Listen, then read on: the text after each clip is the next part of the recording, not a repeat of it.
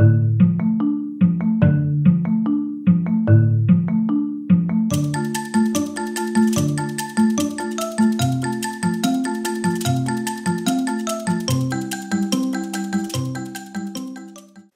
everyone and welcome to this week's Tickling Tuesday.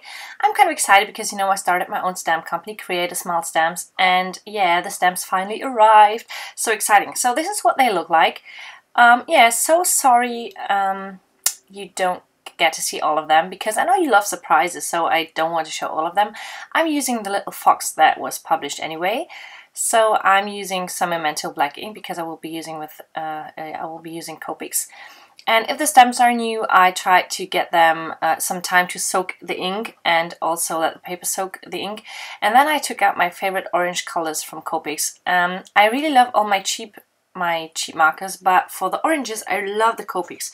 So I'm using the E09 for the darkest shade, and then YR09 for the next, YR07, YR04, and also YR14. And the YR14 is more yellowish and the others are kind of red.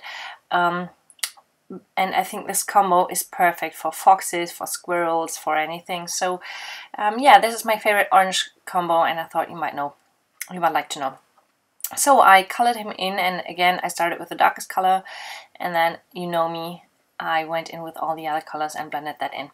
So the little fox is colored, but we want to make him a little more alive. So I used the W1 for some shading on his white face and also on his white belly. And then some YR00 for his ears. And I blended the W1 with a colorless blender to make it really fade out. I didn't want any sharp edges with that gray color. Then I cut him out with my scissors, leaving a little white border because we will have a very colorful background. And as I already told you, if I have a colorful background, I want my image to stand out a bit more, so I leave the white border. Okay, I'm using this background stamp from Hero Arts. It's the number pattern, and I've never used that before. I got it some time ago. I never used it. So I used a piece of white cardstock, and our German note cards are not the same size like the American ones, so in fact our cards are too long for the background stamps, which is a pity, but I don't care because I will only cut a panel from that. So I used some Versamark ink, and again I used my EK Success powder tool first to make sure I only get the ink where I want it to be and the powder only stick where I want it to be. And then I used Hero Arts white embossing powder to have a nice white embossed background. I could have done this with clear embossing powder also, because I will be doing some emboss resist. This is what I do most with all my background stamps. But the white embossing powder from Hero Arts is just the best that I have, because my clear embossing powder is from another company, I think, and it does not melt that even. So I picked the white embossing powder from Hero Arts. Okay, so we got the background, and now I took out my Ranger craft mat or craft sheet, non-stick craft sheet, I think this is the name, and some distress inks from Ranger, some blues, and also some turquoise greenish blue colors. I used tumbled glass, broken china, peacock feathers, and evergreen bow. I always say evergreen bow. I have no idea if this is the right pronunciation, so if I say it wrong, please let me know.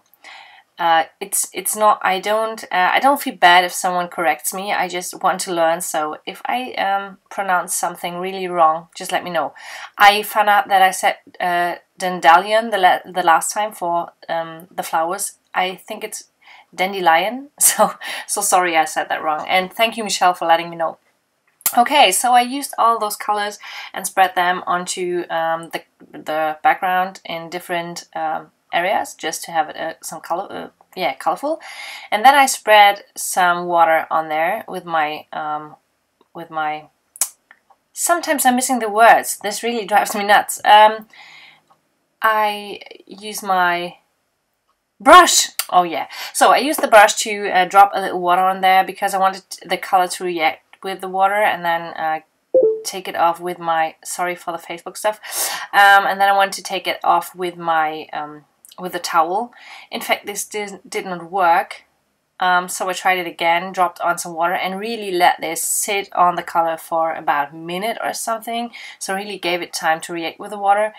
Then I dried it again, I did that with other colors from Distress Ink some days ago, and it really worked well, but not this time, so I gave up on that one and thought the background looks nice anyway, so I keep it that way. I cut it into some strips and also into one panel because I was not sure how to do it onto how to put it onto the card, so I just played around. This is what I do all the time, you know. I'm not always sure. Sometimes I have really a plan on what I'm doing, and sometimes I'm just trying out. So this was what I did, and I was not happy. Just playing around, and then decided where this would go. Okay, so I took out my big roll of adhesive, the Scotch tape again, to adhere that to the front of the card. I love the roll for really, if I want to add a panel to the card, I do not use the small adhesives, the small dimension adhesives or foam squares for the big stuff, but I love the foam squares, and I will be using some soon. So then I decided I should have rounded the corners. Stupid me to do it after I added the adhesive, but I already put that out of my corner jumper, so it was not a problem. It did not stick to the corner jumper too bad. I just used my scissors and yeah, got the stuff out. And for the strips, I used only 2 of them. I rounded the corners with the 1/4 inch corner jumper, and then I put them on straight to the front of the card with my tape runner, so I have different dimensions on there to have more interest. I think different dimensions always add interest to a card. And there will be another dimension because the fox will be popped up as well. And to pop up the fox, I use some scrapbook adhesives foam squares. They come in 2 different sizes, as I told you the last time. And then I also used the 2 sizes and put the fox onto the panel. I found out that I mostly add my images in the bottom right corner, and I also watched many people do that. So often the image is in the bottom right corner. Is this your favorite place for your image? Yeah, let's make a, I don't know the word. Let's keep that in mind when we look at others' cards. I think this is kind of a trend right now. So I wanted to have some more orange, so I took out some orange paper to ground that fox on. I didn't want him floating on the card, so I really want to ground him, and I added this paper. And after I had already added it, I thought, no, this is the wrong color. It's too weak for the fox. You can see they don't match too well.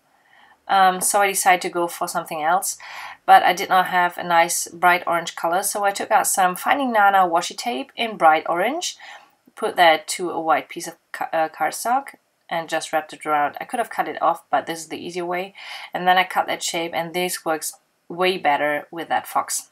So I didn't want to throw away the adhesive, so I just kept it for the next piece of cardstock. And yeah, I put it on there, and this looks so much nicer. I wanted to have a happy birthday sentiment because the background is full of numbers, and I thought numbers and a birthday card, this does make sense. And as you all know, I love if the elements on my card do make sense in some way. Of course, often they do not, but if they do, I'm very happy.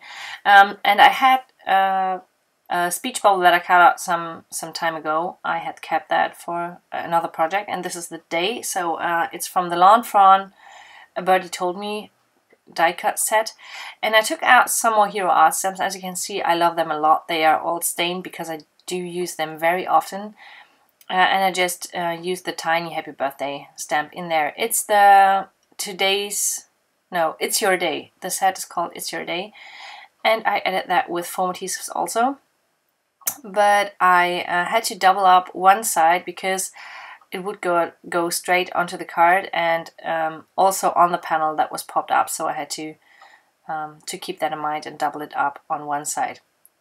I think you can't see, but I did. Okay, to finish off the card, I added some do-it-yourself animal dots. I think it's enamel dots, right? Enamel dots. So yeah, and I wanted to have them in orange to have more of that bright orange on the card. And as you can see, sorry, I have two different kinds of. The small one was made with a perler bead, and the big one was made with a pony bead. And I find that the pony beads do get better results. For me, I have some yeah, I have both kinds of, but the pony beads really have a shiny and glossy kind of surface, and the other one is kind of rough.